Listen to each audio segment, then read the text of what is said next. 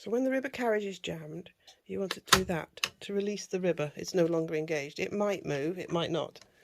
Undo here, because the needles can jam inside here, which is where they were jammed by the feel of that. This now is free to move out of the work.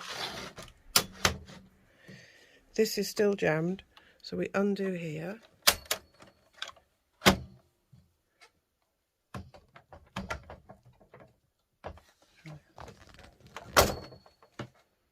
Lift it up.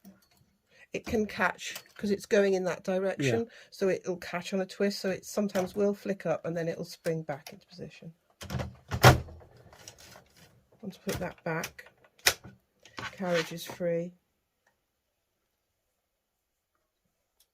Put the needles back. See, this one now has come unstitched.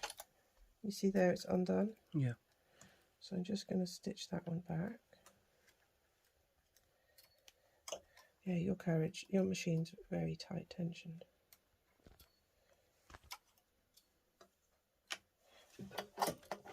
And now push this back in. Those go on the top. We'll put it on the top first, with the ribber out of the way, the ribber carriage. Marry them up. Check it's all free.